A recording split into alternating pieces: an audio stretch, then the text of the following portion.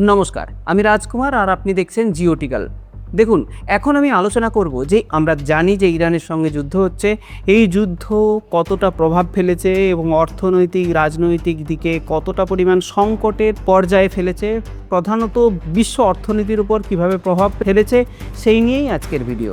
চলুন, এই যে যুদ্ধ, এই যে সংঘাত শুধুমাত্র মধ্যপ্রাচ্যের ভূ রাজনৈতিক মানচিত্রই পরিবর্তন করছে তা নয়, কিন্তু বরং একটি দীর্ঘমেয়াদী জ্বালানি সংকট ও সাপ্লাই চেনের বিপর্যয়ের মধ্যে পুরো বিশ্ব অর্থনীতিকে এক গভীর অনিশ্চয়তার মুখে ফেলে দিয়েছে। দেখুন বন্ধু, যুক্তরাষ্ট্র ইরান সংঘাত ও এর জেরে হরমুজ প্রণালী অবরুদ্ধ হওয়ার ঘটনাটি বিশ্ব অর্থনীতি এবং জ্বালানি বাজারে দীর্ঘমেয়াদী প্রভাব ফেলতে যাচ্ছে।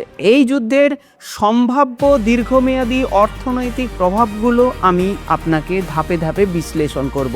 প্রথম যে পয়েন্টটি রয়েছে সেটি হলো জ্বালানি তেলের বাজারে চরম অস্থিরতা বা অস্থিতিশীলতা। মূল্যবৃদ্ধি বিশ্বের প্রায় 20% বৃদ্ধি পেয়েছে। দেখুন, অপরিশোধিত তেল এবং গ্যাস 20 থেকে 30%, তরলীকৃত প্রাকৃতিক গ্যাস এলএনজি হরমুজ প্রণালী দিয়েই কিন্তু প্রবাহিত হয়। এই সংঘাতের কারণে এই পথটি অবরুদ্ধ হওয়ায় ব্রেন্ট ক্রুড অয়েল এর দাম ব্যারেল প্রতি ইতিমধ্যে $80 থেকে $85 পৌঁছে গেছে। সংঘাত দীর্ঘস্থায়ী হলে বা ইরানের তেল ও গ্যাস স্থাপনাগুলো ধ্বংস হলে তেলের দাম ব্যারেল প্রতি $100 ছাড়িয়ে যেতে পারে এবং এই চরম পরিস্থিতিতে তা $130 পর্যন্ত পৌঁছানোর আশঙ্কা রয়েছে বলে জানা যাচ্ছে।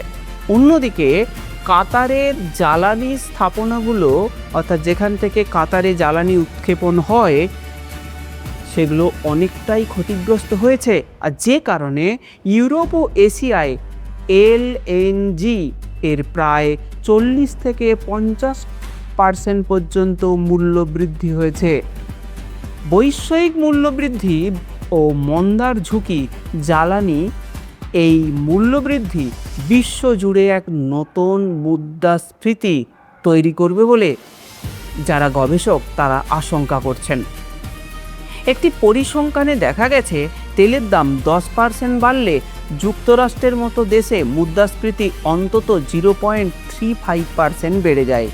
এর ফলে যুক্তরাষ্ট্রের ফেডারেল রিজার্ভ বা ফেড, ইউরোপিয়ান সেন্ট্রাল ব্যাংক যেমন ইসিবিতে সুদের হার কমানোর সিদ্ধান্ত বা স্থগিত বা বাতিল করতে বাধ্য হবে।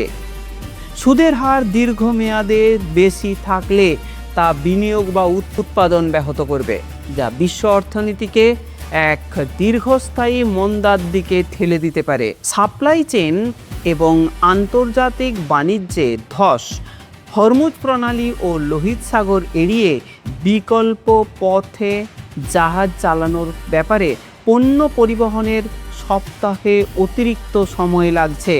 এর ফলে সামুদ্রিক জাহাজের ভাড়া বা যুদ্ধকালীন বিমা খরচ জ্যামিতিক হারে বেড়ে গেছে।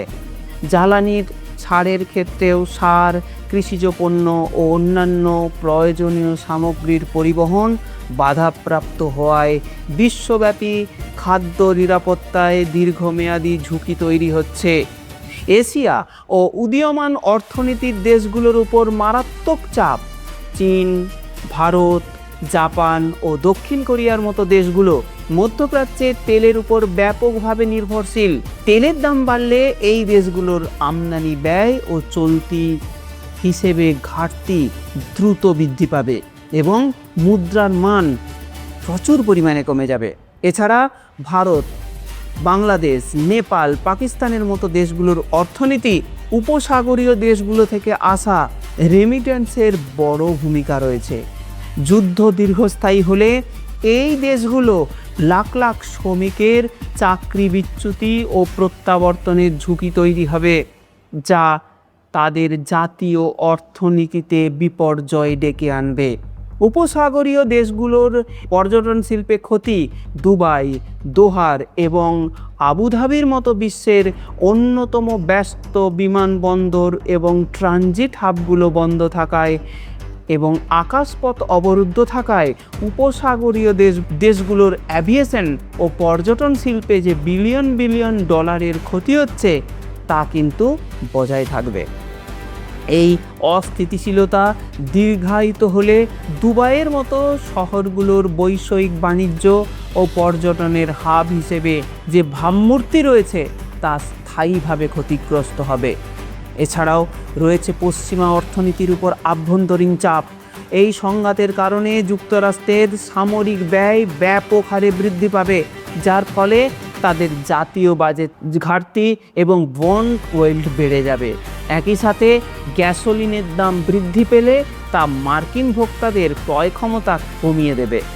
ইউরোপের ক্ষেত্রে এই ধাক্কা আরও মারাত্মক হতে পারে, কারণ তারা ইতিমধ্যে অর্থনৈতিক স্থবিরতার মধ্য দিয়ে যাচ্ছে এবং নতুন করে জ্বালানি সংকট তাদের শিল্প ও সাধারণ মানুষের জীবনযাত্রার ব্যয় বহু গুণে বাড়িয়ে দেবে। সংক্ষেপে, এই সংঘাত শুধুমাত্র মধ্যপ্রাচ্যের ভূ রাজনৈতিক মানচিত্র পরিবর্তন করছে না, বরং একটি দীর্ঘমেয়াদী জ্বালানি সংকট ও সাপ্লাই চেনের বিপর্যয়ের মাধ্যমে পুরো বিশ্বের অর্থনীতিকে এক গভীর অনিশ্চয়তার মুখে ফেলে দিয়েছে। বন্ধুরা, এই যে ইনফরমেশন আপনাকে আমি দিলাম, এটি খুবই ভয়ঙ্কর এবং খুবই মর্মান্তিক।